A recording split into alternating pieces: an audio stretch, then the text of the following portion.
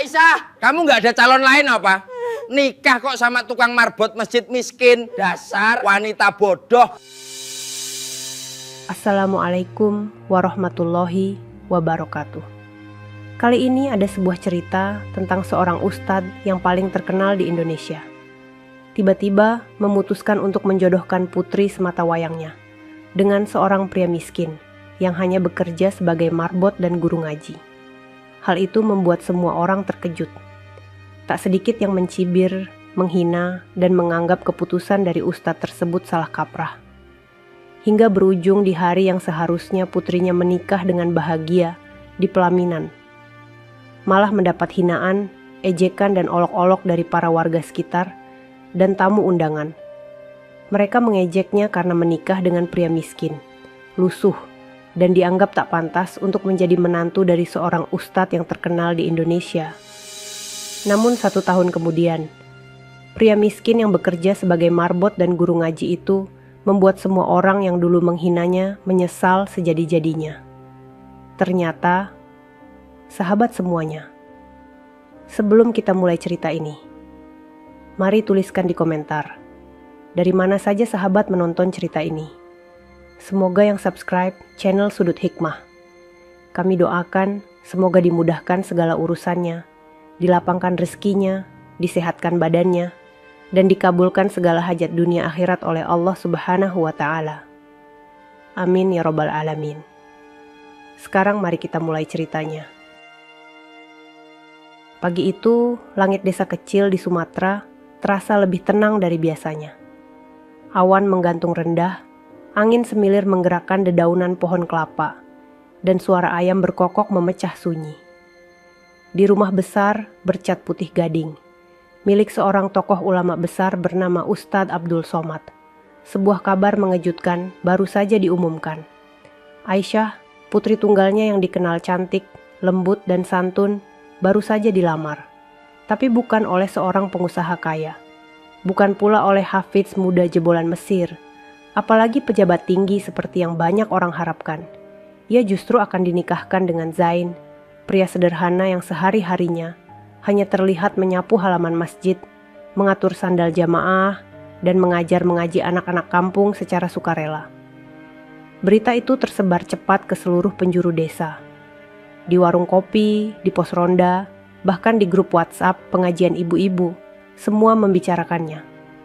Beberapa orang hanya berbisik-bisik, tapi banyak yang terang-terangan menganggap keputusan sang ustadz sebagai langkah gila. Putri Ustadz Abdul Somad, masa dinikahkan sama marbot miskin?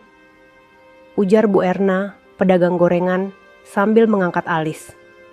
Katanya, anak itu cuman guru ngaji kampung. Rumah aja numpang di belakang masjid, sahut Pak Umar sambil mengunyah tempe goreng. Sementara itu di kamar, Aisyah duduk memandangi wajahnya di cermin. Wajah yang selama ini dipuji banyak orang, karena kecantikannya kini tampak murung dan penuh keraguan. Ia memegang surat lamaran itu erat-erat di tangan, mencoba menenangkan hatinya yang sejak tadi bergemuruh tak karuan. Zain, gumamnya pelan. Ia mengenal Zain, sudah lama, bahkan sejak kecil. Lelaki itu memang pendiam, sederhana, tapi dikenal sangat sopan dan sangat rajin beribadah. Tak pernah sekalipun Aisyah melihatnya membentak orang, apalagi meninggikan suara. Tapi apakah cukup hanya itu? Ia tahu, bukan Zain yang mengusulkan lamaran ini. Ayahnya sendiri yang memilih. Saat ditanya, Ustadz Abdul Somad hanya berkata, "Ayah tidak memilih dunia untukmu, nak. Ayah memilih seseorang yang insya Allah akan membimbingmu sampai surga." Aisyah menunduk. Ia percaya pada ayahnya. Tapi sebagai manusia biasa, ia juga takut. Bukan takut menjalani rumah tangga dengan lelaki miskin, melainkan takut pada bisik-bisik tetangga. Pada cibiran orang-orang yang akan hadir di hari pernikahannya. Ia bisa membayangkan betapa pedihnya berdiri di pelaminan, dengan suami yang pakaiannya lusuh, sementara orang-orang menertawakan dan mencemooh. Dan hari itu semakin dekat. Persiapan pernikahan dilakukan sederhana, tanpa gedung megah, tanpa pelaminan besar, hanya meminjam aula masjid desa. Gaun pengantin Aisyah juga sederhana, dijahitkan oleh tetangga yang memang biasa menerima jasa jahit pengajian. Di sisi lain, Zain tetap menjalani hari-harinya seperti biasa. Ia tetap menyapu halaman masjid, mengatur sajadah, dan mengajar anak-anak mengaji dengan senyum sabar. Beberapa orang yang biasanya menghormatinya, kini malah melirik sinis dan mencemooh di belakang. "Pinter bener tuh Marbot ya, bisa nikahin anak ustadz besar," ejek seorang pemuda di warung kopi sambil tertawa. Tapi Zain tak membalas. Ia hanya tersenyum dan menunduk. Di hatinya, ia menyimpan satu keyakinan. Jika Allah yang menakdirkan ini terjadi, maka tak ada manusia yang bisa merendahkan nilainya di mata langit. Dan tepat seminggu sebelum akad, Aisyah hanya bisa berdoa dalam diam. Tangannya gemetar, matanya berkaca-kaca. Ia tak minta pernikahan mewah, ia tak berharap dunia memujinya. Ia hanya ingin Allah menjaga kehormatannya dan membuka aib siapa saja yang menghina niat baiknya. Sementara itu, undangan mulai disebarkan. Nama Zain tertera jelas sebagai calon mempelai pria.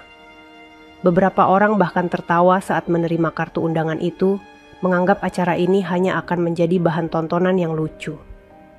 Tak ada yang tahu bahwa pernikahan ini akan menjadi awal dari kisah yang akan mengguncang banyak hati di seluruh negeri. Hari yang ditunggu akhirnya datang. Pagi itu, langit mendung menggantung rendah. Hembusan angin membawa aroma tanah basah dan guguran bunga melati yang dijadikan hiasan pelaminan sederhana di aula masjid desa. Tak ada orkestra, tak ada lampu sorot.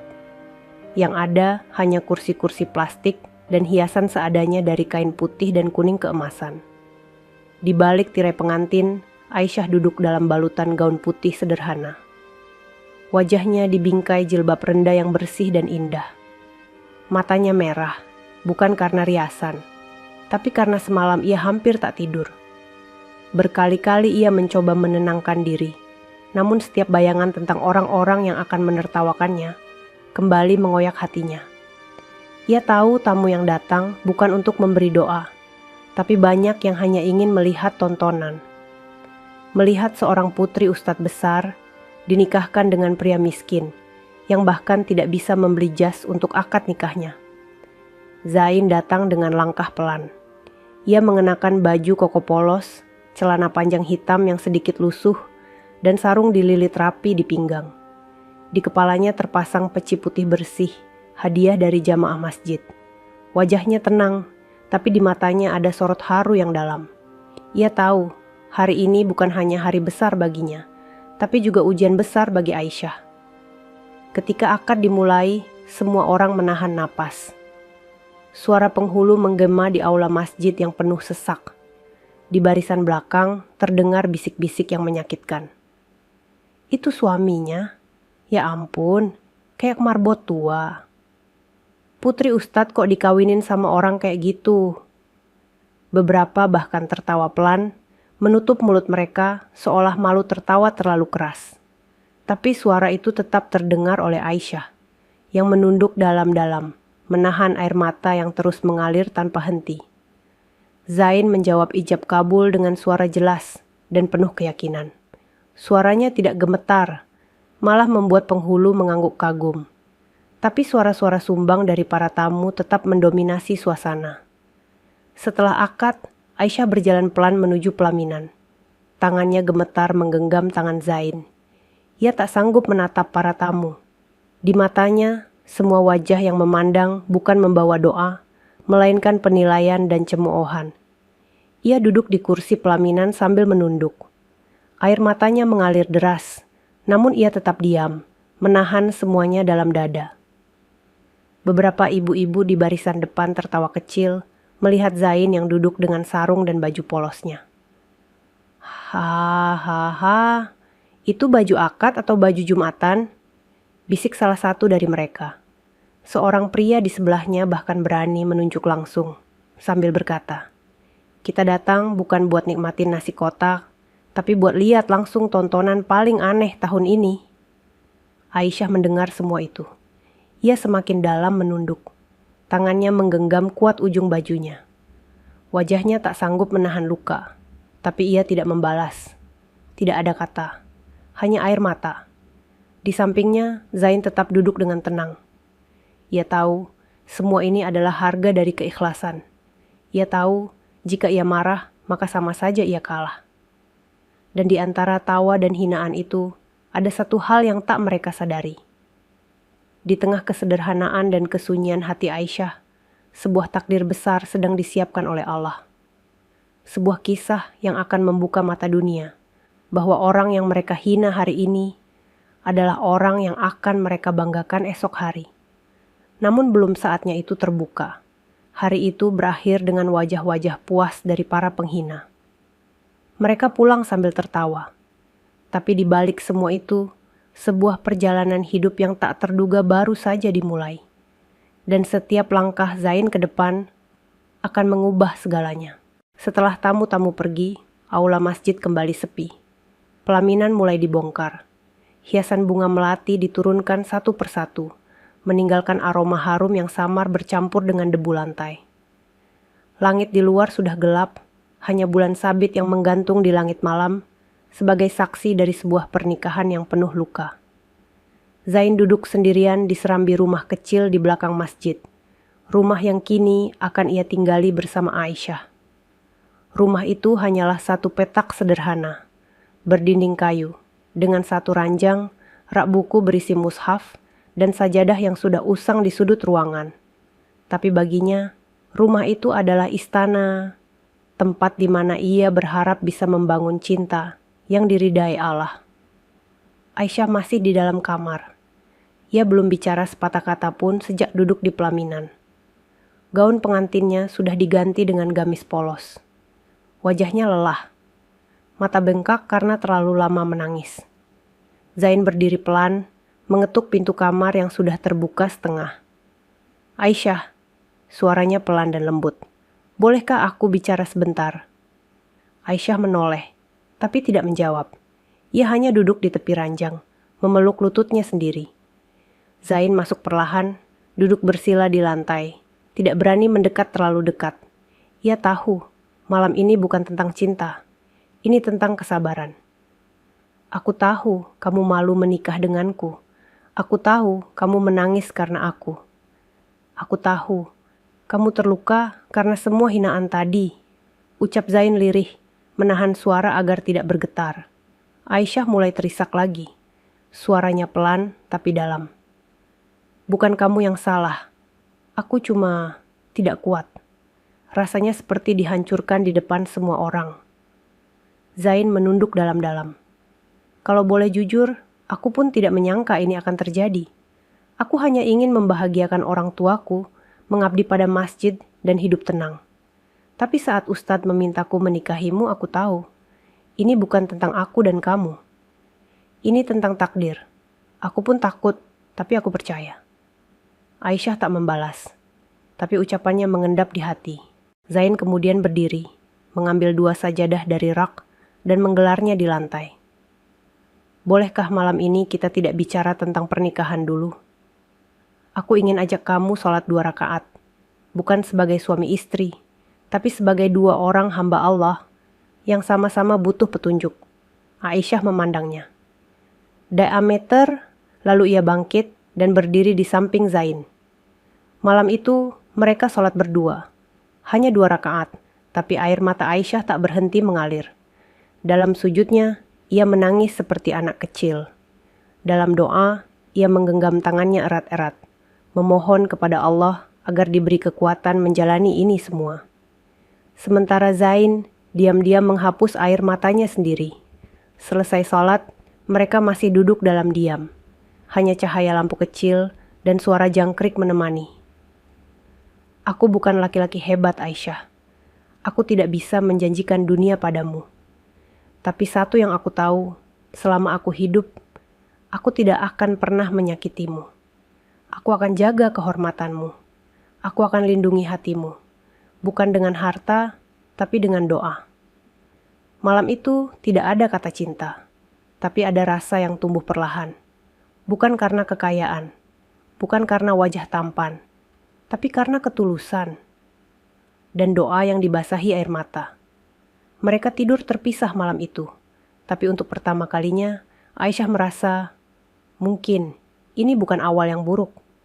Yang mereka tidak tahu adalah jauh di tanah suci, seorang lelaki berpakaian putih mendengarkan lantunan azan dari rekaman seseorang.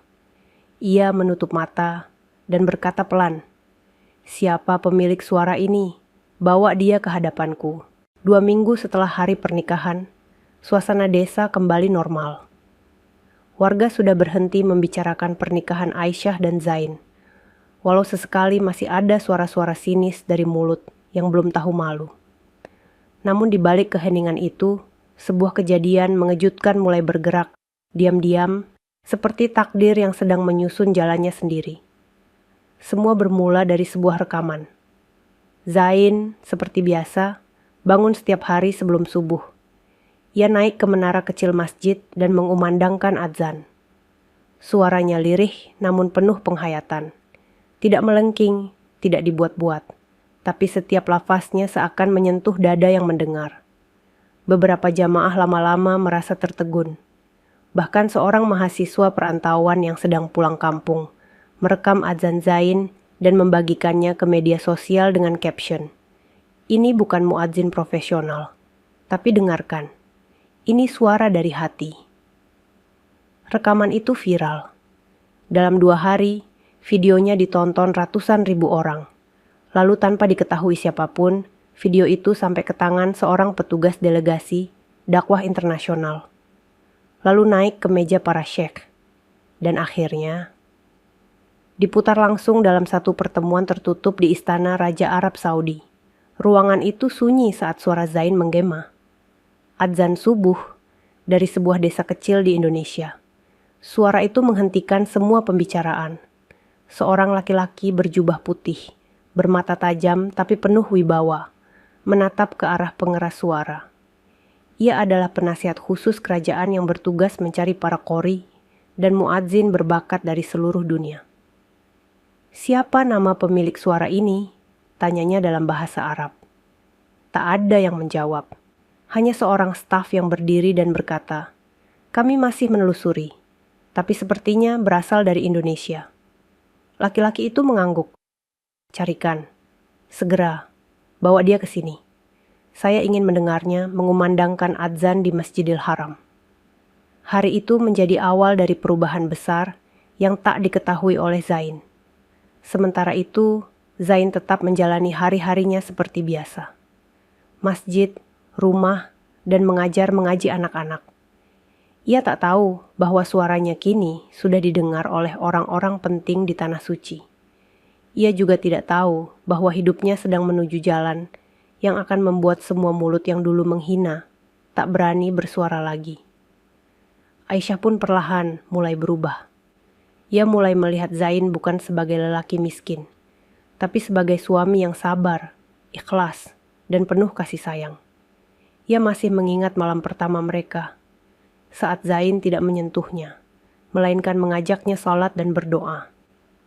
Setiap pagi, Aisyah bangun lebih awal, membantu menyiapkan sarapan untuk Zain, mengantarkannya ke masjid, dan tersenyum melihat suaminya membersihkan halaman, sambil sesekali menyapa jamaah dengan ramah. Namun mereka tidak tahu, dalam waktu dekat, akan ada tamu tak terduga datang ke rumah mereka, membawa kabar yang akan mengubah segalanya. Malam itu, langit desa terlihat lebih terang dari biasanya.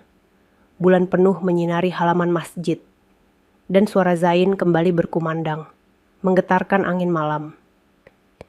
Di kejauhan, di dalam mobil hitam yang berhenti di ujung jalan desa, seorang pria bule berpeci putih mengangguk dan mencatat sesuatu di buku kecilnya.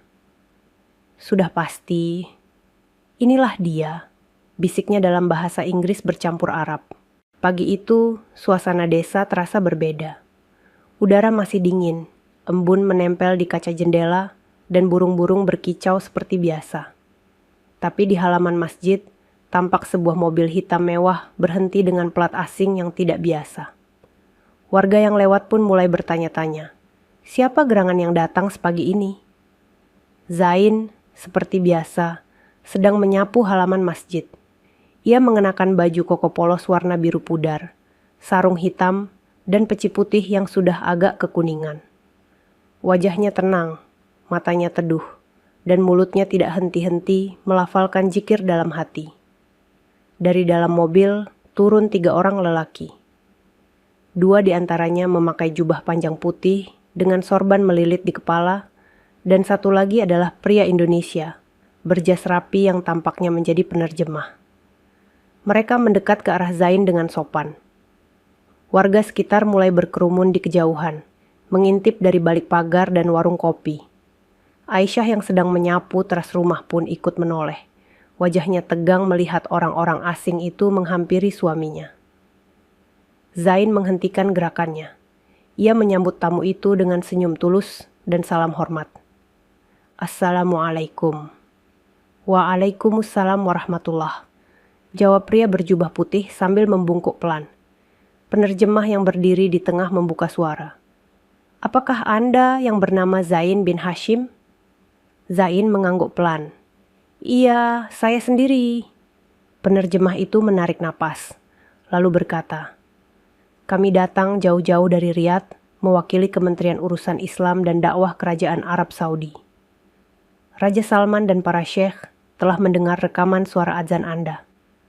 Mereka sangat tersentuh dan tak percaya bahwa suara itu milik seorang muadzin dari desa kecil. Zain terdiam. Wajahnya bingung dan sedikit gemetar. Raja mengundang Anda secara pribadi ke Tanah Suci untuk menjadi tamu kehormatan dan mengumandangkan azan di Masjidil Haram selama seminggu penuh. Semua biaya ditanggung. Dan bukan hanya itu, Anda akan diberikan hadiah khusus sebagai bentuk penghormatan. Suasana tiba-tiba hening. Warga yang mendengar percakapan itu dari kejauhan tak berkedip. Aisyah menutup mulutnya. Matanya membelalak. Zain menunduk. Tangannya gemetar. Saya hanya guru ngaji biasa. Saya bukan siapa-siapa, ucapnya lirih. Penerjemah itu tersenyum. Justru karena itu, Allah tinggikan derajat Anda. Bukan karena jabatan, bukan karena kekayaan, tapi karena ketulusan hati dan suara yang lahir dari iman. Warga mulai berdatangan, penasaran dengan keramaian itu. Beberapa yang dulu menertawakan Zain kini berdiri di sudut halaman, menunduk. Tak percaya bahwa orang yang mereka hina kini menjadi tamu kehormatan seorang raja. Zain kembali menoleh ke arah Aisyah. Matanya basah.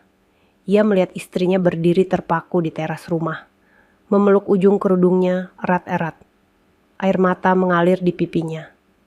Hari itu, undangan pun disampaikan secara tertulis. Tanda tangan resmi dari Kedutaan Besar Arab Saudi tertera, jelas di atas kertas emas. Dan dalam waktu seminggu, Zain akan berangkat ke Tanah Suci, bersama Aisyah sebagai istrinya yang sah. Berita itu menyebar seperti badai. Stasiun televisi nasional mulai meliput. Media sosial kembali geger. Tapi yang paling terasa adalah wajah-wajah di kampung, yang dulu menertawakan, kini tak berani memandang mata Zain secara langsung. Sementara itu, Zain hanya berbisik pelan dalam hatinya. Ya Allah, aku tak pernah meminta dunia, tapi Engkau memberinya karena Engkau tahu aku takkan menyombongkannya. Dan hari itu menjadi awal dari lembaran baru yang tak hanya mengangkat nama Zain, tapi juga membungkam mulut-mulut yang dulu mencaci dengan kejam. Hari keberangkatan pun tiba. Bandara Soekarno-Hatta tampak lebih sibuk dari biasanya pagi itu. Di antara para jamaah umrah dan haji khusus yang menunggu jadwal keberangkatan, terlihat sepasang suami istri dengan pakaian serba putih. Sang pria mengenakan gamis bersih, jubah panjang, dan sorban putih yang dililit rapi. Sementara di sampingnya, berdiri seorang wanita dengan wajah tenang dan bersinar dalam balutan mukena putih gading. Mereka adalah Zain dan Aisyah. Warga desa mengantar mereka hingga gerbang bandara. Beberapa di antaranya diam membisu, menahan rasa malu. Orang-orang yang dulu mengejek dan menertawakan kini berdiri di belakang, menundukkan wajah, tak berani menyapa.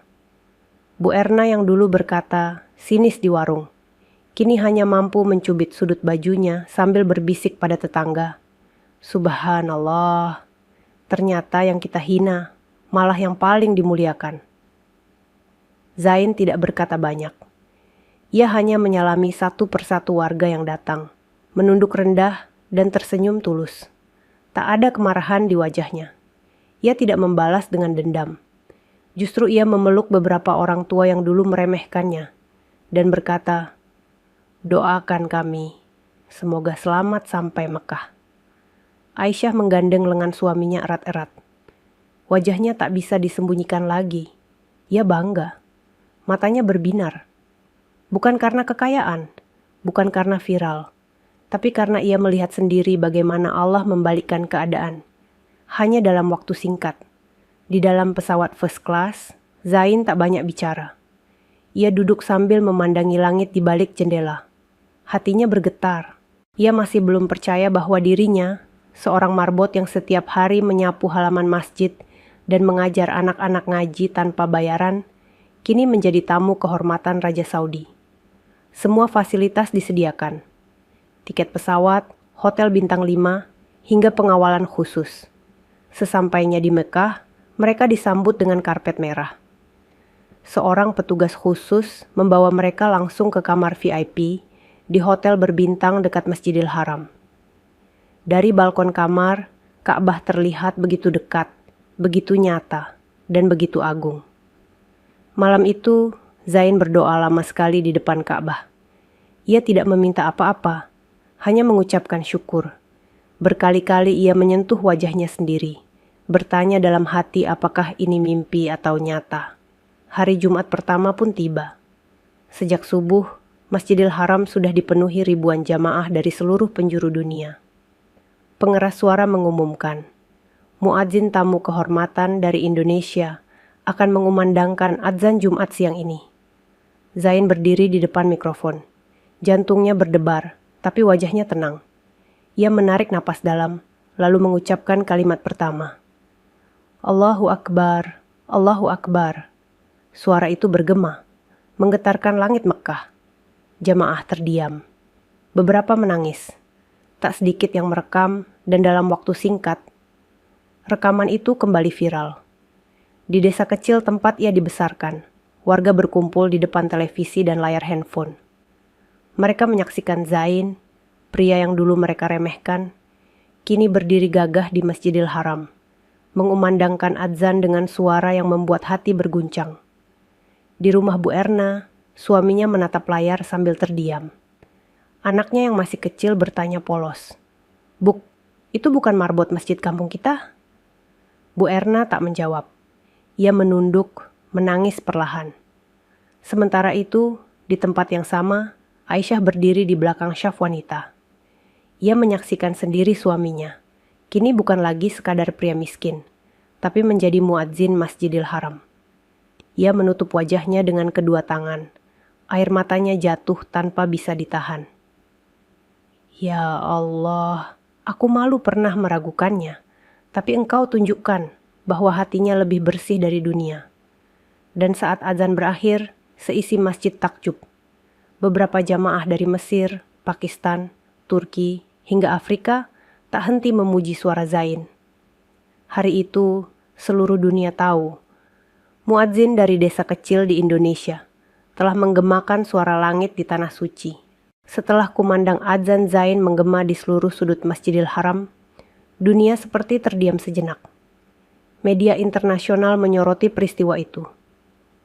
Muadzin dari Indonesia yang membuat jutaan jamaah menangis menjadi judul utama di beberapa kanal berita Islam ternama. Namun di balik sorotan itu, hati Zain tetap tidak berubah. Ia tidak mencari panggung. Ia tidak berharap dipuji. Yang ia harapkan hanyalah ridho Allah dan ketenangan untuk hidup sederhana bersama wanita yang ia cintai dalam diam dan doanya. Pihak kerajaan Arab Saudi tidak berhenti sampai di situ. Mereka mengundang Zain dan Aisyah ke perjamuan eksklusif di Istana Riyadh. Dalam ruangan megah dengan marmer putih dan lampu kristal bergantung di langit-langit, Raja Salman sendiri memberikan ucapan terima kasih secara langsung. Dengan penerjemah di sampingnya, sang raja berkata lembut, "Kami terharu mendengar suara Anda, tidak hanya karena keindahannya, tapi karena jiwa yang terkandung di dalamnya. Kami merasa inilah suara dari hati yang bersih. Zain menunduk. Saya hanyalah penjaga masjid yang mulia. Saya tak pernah bermimpi sejauh ini. Raja tersenyum dan menepuk pundaknya. Justru karena Anda tidak mengejar dunia, maka dunia mendatangi Anda. Sebagai bentuk penghormatan, kerajaan memberikan beberapa hadiah kehormatan kepada Zain. 1 unit rumah dekat Masjidil Haram, gaji muadzin tetap, dan dana beasiswa tahfidz Al-Quran untuk masjid tempat ia berasal. Tapi hadiah terbesar bukanlah itu semua, melainkan pengakuan dunia terhadap hati yang tulus. Berita itu menyebar cepat hingga ke Indonesia. Wartawan, stasiun televisi, dan tokoh agama mengirimkan ucapan bangga. Tapi yang paling menyakitkan dan sekaligus menyadarkan adalah wajah-wajah di desa tempat Zain dan Aisyah tinggal. Satu persatu mereka mulai mendatangi rumah keluarga Aisyah, bukan untuk menertawakan, tapi untuk meminta maaf. Suatu sore, setelah mereka pulang dari Tanah Suci, Aisyah sedang menyiram tanaman di halaman rumah.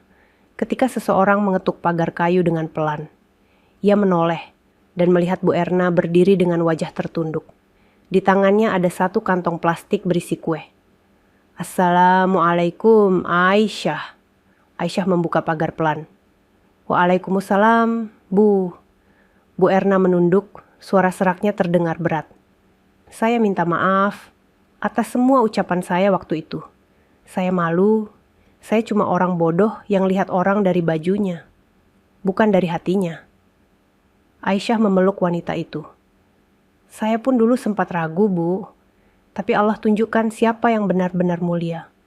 Hari demi hari, Zain tidak berubah. Ia tetap menjadi guru ngaji, tetap membersihkan masjid, tetap menolong tetangga, bahkan tetap tinggal di rumah kecilnya, meski rumah besar di Mekah sudah siap ditempati kapanpun. Suatu malam, Aisyah bertanya pelan di beranda rumah. Kenapa abang enggak pindah aja ke rumah dekat Masjidil Haram? Di sana lebih nyaman, lebih tenang.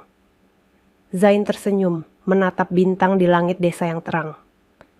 Aku bukan mengejar tempat yang megah, sayang. Aku cuma ingin di mana suaraku bisa terdengar oleh anak-anak kampung ini. Di mana mereka bisa belajar Quran dan tahu bahwa memuliakan agama lebih besar dari memuliakan harta. Aisyah menunduk, air matanya jatuh. Ia genggam tangan Zain erat-erat. Suaminya yang dulu ia tangisi di pelaminan, kini menjadi alasan ia menangis. Karena bangga dan bersyukur. Dan malam itu, untuk pertama kalinya, suara adzan subuh dari masjid kecil mereka terdengar lebih luas dari biasanya. Karena kali ini, bukan hanya desa yang mendengarnya, tapi dunia. Hari Jumat kembali tiba. Masjid desa yang biasanya lengang saat waktu zuhur, kini mendadak penuh sejak pagi. Bukan karena ada acara khusus, tapi karena kabar telah menyebar bahwa Zain akan menjadi khatib dan imam sholat Jumat siang ini. Warga dari desa sebelah pun datang. Mobil-mobil berjejer di pinggir jalan tanah. Para bapak mengenakan baju koko terbaik mereka. Ibu-ibu menyambut dari balik pagar, dan anak-anak mengintip dengan mata berbinar. Tapi di antara keramaian itu, ada wajah-wajah yang tampak berbeda. Wajah-wajah yang dulu sering mencibir kini menyembunyikan malu. Pak Umar, yang pernah tertawa paling keras saat pelaminan, kini duduk di syaf, depan dengan kepala tertunduk. Di sebelahnya, Pak Jafar, yang dulu berkata, Zain tak pantas menikahi Aisyah, kini membawa mushaf dan memeluknya erat, seperti takut kehilangan kesempatan bertaubat. Tak lama kemudian, Zain muncul dari sisi kanan masjid. Ia mengenakan jubah putih bersih dan sorban kecil di bahu. Wajahnya masih sama, sederhana, teduh, tapi ada aura yang berbeda. Cahaya ketulusan terpancar jelas. Ia menyalami 1 persatu jamaah tanpa membeda-bedakan. Assalamualaikum Pak Umar, sapa Zain lembut sambil menunduk sopan. Pak Umar gemetar.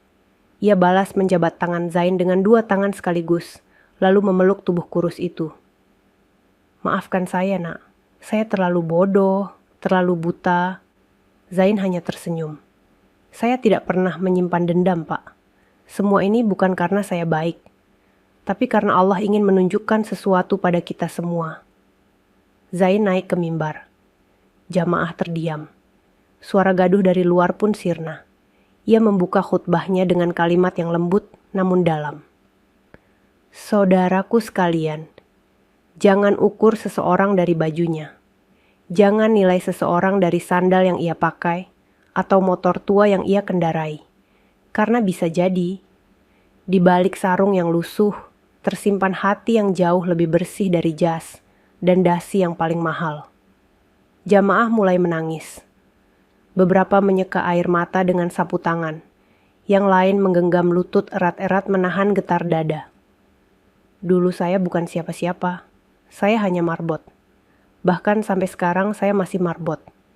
Tapi saat hati kita tulus, saat hidup kita dijalani karena Allah, maka yakinlah dunia yang akan menghampiri, bukan kita yang mengejar. Di luar masjid, Aisyah duduk dengan para ibu-ibu. Ia mendengarkan setiap kalimat yang disampaikan suaminya, dan hatinya bergetar. Ia menoleh ke arah Bu Erna yang duduk di sampingnya. Wajah wanita itu sudah basah oleh air mata. Saya ingat saat anak-anak saya tertawa waktu pelaminan itu, bisik Bu Erna pelan. Tapi hari ini, saya ingin mereka belajar dari Zain, bukan dari televisi, tapi dari orang yang nyata di depan mata mereka. Salat Jumat berlangsung khusyuk. Setelahnya, warga tidak langsung bubar. Mereka berkerumun di pelataran masjid, berebutan menyalami Zain. Tidak ada lagi yang menganggapnya hina. Tidak ada lagi cemoohan. Yang ada hanya kekaguman, rasa hormat, dan penyesalan yang terlambat. Zain tetap seperti dulu. Ia menolak dipanggil ustadz, menolak naik mobil mewah yang disediakan pemerintah, dan tetap tidur di rumah kayu kecil bersama istrinya. Tapi satu hal yang berubah adalah cara dunia memandangnya. Karena seseorang yang ikhlas dalam langkahnya akan tetap bersinar, meski berjalan di jalanan yang paling gelap sekalipun. Dan ketika Allah sudah menurunkan kemuliaan, tidak ada satu manusia pun yang bisa mencegahnya. Sore itu, angin bertiup pelan membawa aroma tanah basah dari hujan siang yang baru reda. Di teras rumah kecil di belakang masjid, Zain duduk bersila sambil memangku mushaf, membaca dengan suara pelan. Suaranya masih sama. Bening, mengalir, dan membuat siapapun yang mendengarnya merasa tenang. Aisyah keluar dari dapur, membawa 2 cangkir teh hangat dan duduk di samping suaminya. Ia memperhatikan Zain tanpa berkata-kata. Hatinya tenang, matanya lembut. Tak terasa sudah hampir 1 tahun mereka menikah. Tapi rasanya seperti baru kemarin ia menangis di pelaminan, karena merasa malu dinikahkan dengan marbot miskin. Kini ia tahu bahwa semua yang dulu dianggap sebagai kekurangan justru adalah pintu menuju kemuliaan. Tiba-tiba, terdengar suara motor berhenti di depan pagar.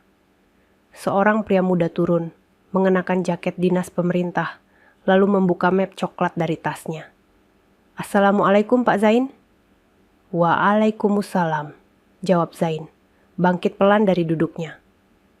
Pria itu tersenyum dan menyerahkan map di tangannya. Saya dari Kementerian Agama, surat undangan resmi untuk menghadiri Muktamar Internasional Dakwah di Istanbul.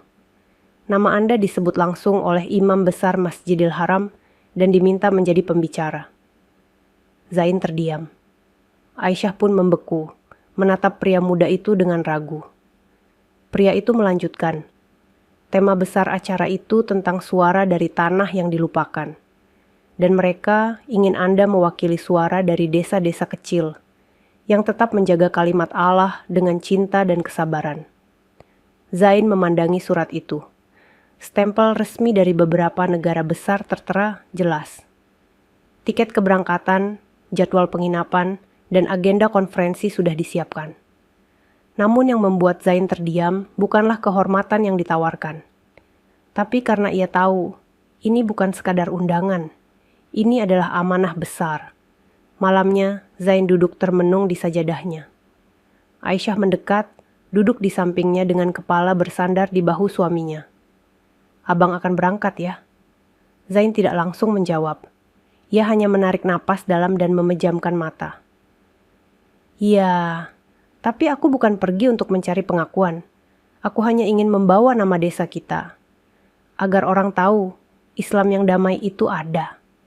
Islam yang sederhana itu hidup. Dan suara dari kampung kecil ini bisa mengguncang hati siapa saja jika Allah menghendaki. Aisyah memeluk lengan suaminya lebih erat. Aku bangga padamu, Bang. Bukan karena kau terkenal, tapi karena kau tetap rendah hati, bahkan saat dunia sudah tunduk padamu. Hari keberangkatan ke Istanbul pun tiba. Bandara internasional dipenuhi wartawan, tokoh agama, dan perwakilan dari berbagai negara. Zain hanya tersenyum, tetap mengenakan baju koko sederhana dan sarung, menolak jas mahal yang disiapkan panitia. Dalam sesi utama konferensi, ratusan peserta dari berbagai negara duduk diam menanti giliran Zain naik ke podium.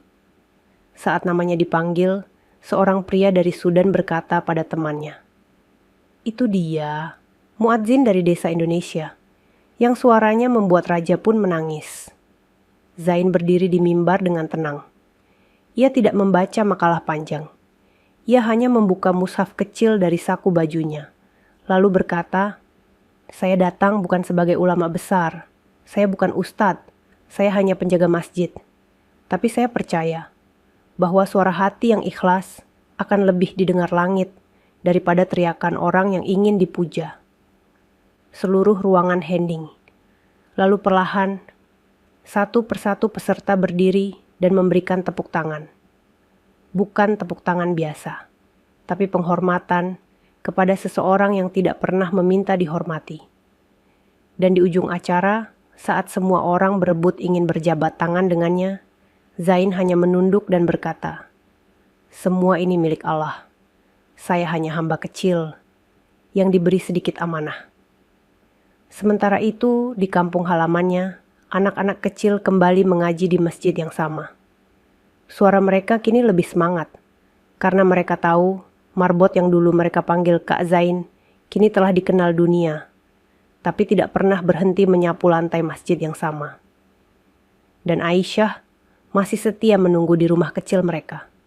Di sana, cinta mereka tumbuh bukan karena dunia, tapi karena Allah yang menyatukan dua hati yang percaya pada takdirnya. Setahun telah berlalu sejak hari di mana Aisyah duduk di pelaminan sambil menahan tangis, dikelilingi ejekan dan cibiran dari orang-orang yang tak tahu apa-apa tentang hati dan kesabaran. Hari itu masih terpatri jelas dalam ingatannya. Gaun putih sederhana, tangan Zain yang gemetar namun hangat, dan suara-suara sumbang yang tertawa, mencibir tanpa belas kasihan. Tapi hari ini, tangis itu bukan lagi karena rasa malu. Hari ini, tangis itu adalah air mata syukur yang tak berhenti jatuh saat Aisyah melihat wajah Zain dari jauh, berdiri di atas podium pesantren terbesar di Indonesia. Acara akbar yang dihadiri oleh ulama, pejabat tinggi, dan ribuan santri dari seluruh penjuru negeri. Zain tidak mengenakan jas mahal. Ia tetap dengan gamis putih dan peci sederhana. Tapi kini, semua mata memandangnya dengan hormat. Ia bukan hanya muadzin Masjidil Haram, bukan hanya utusan Indonesia di konferensi dunia, tapi juga sosok yang telah membuktikan bahwa kemuliaan tidak selalu datang dari nama besar, melainkan dari hati yang bersih. Aisyah duduk di barisan depan. Di sampingnya, beberapa istri pejabat besar berbisik kagum. Tapi Aisyah hanya diam. Matanya tak lepas dari sosok yang kini menjadi kebanggaannya dan sumber doanya setiap malam. Zain membuka pidatonya dengan satu kalimat yang membuat ribuan hadirin tercekat. "Saya adalah marbot, dan saya tetap marbot. Karena tugas saya tidak berubah, menjaga rumah Allah, sekecil apapun bentuknya." Gema takbir memenuhi aula. Aisyah menunduk, air matanya jatuh deras. Seusai acara, orang-orang berebut mendekat. Ada yang ingin berjabat tangan, ada yang ingin berfoto, bahkan ada yang membawa anak-anak mereka untuk didoakan langsung oleh Zain. Namun di antara keramaian itu, seorang wanita tua menyusup perlahan ke tengah barisan. Wajahnya murung, matanya sembab. Ia membawa plastik berisi kue bolu dan satu amplop coklat kecil. Zain menoleh dan tersenyum. "Bu Erna." Wanita itu menunduk dalam-dalam. Saya nggak bisa tidur tiap malam, nak. Saya masih ingat hinaan saya dulu. Saya tertawa waktu kamu duduk di pelaminan. Saya bilang kamu nggak pantas. Saya bilang Aisyah layak dapat yang lebih. Zain menggenggam tangan Bu Erna lembut. Sudah cukup, Bu. Allah sudah ampuni insya Allah. Bu Erna menangis terisak. Saya cuma mau bilang, terima kasih karena kamu nggak pernah balas dendam. Kamu nggak pernah tinggikan diri. Padahal sekarang semua orang tunduk sama kamu. Zain tersenyum. Kalau semua orang tunduk, biarlah hati saya tetap sujud. Aisyah menghampiri pelan, memeluk Bu Erna. Mereka bertiga berdiri di tengah kerumunan. Tapi dunia seperti menghilang. Yang tersisa hanya pelukan, air mata, dan pengampunan. Malamnya, Zain dan Aisyah kembali ke rumah kecil mereka. Rumah itu tetap sama. Lantai kayu, dinding dari papan, lampu temaram di ruang tamu. Tapi suasana hati mereka sudah jauh berbeda. Zain duduk di depan jendela, membaca mushaf kecil yang tak pernah lepas dari genggamannya. Aisyah datang dengan secangkir teh hangat, lalu duduk bersimpuh di sampingnya. Abang, bisik Aisyah pelan. Kalau Allah kasih kesempatan kita kembali ke pelaminan, aku gak akan menangis seperti dulu. Zain menoleh, matanya basah. Kenapa? Aisyah tersenyum dengan mata berkaca-kaca. Karena sekarang aku tahu, saat aku menangis dulu, Allah sedang siapkan kejutan yang jauh lebih indah dari yang bisa kupahami. Zain memegang tangan istrinya. Erat, hangat. Lalu membacakan satu ayat yang membuat malam itu lebih indah dari cahaya manapun.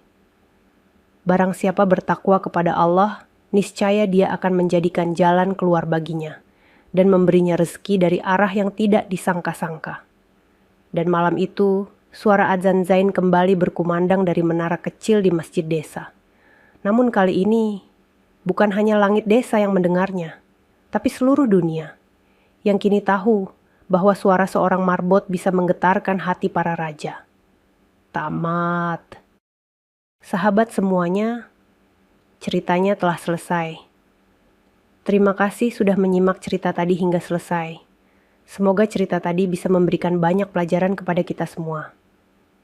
Sebelum kami akhiri video ini, jika kalian berkenan dan menyukai cerita seperti ini, jangan lupa klik suka, tinggalkan komentar, bagikan cerita ini kepada sahabat kalian, dan pastikan subscribe channel Sudut Hikmah, agar kalian bisa selalu menonton cerita-cerita terbaru dan inspiratif dari channel kami. Terima kasih.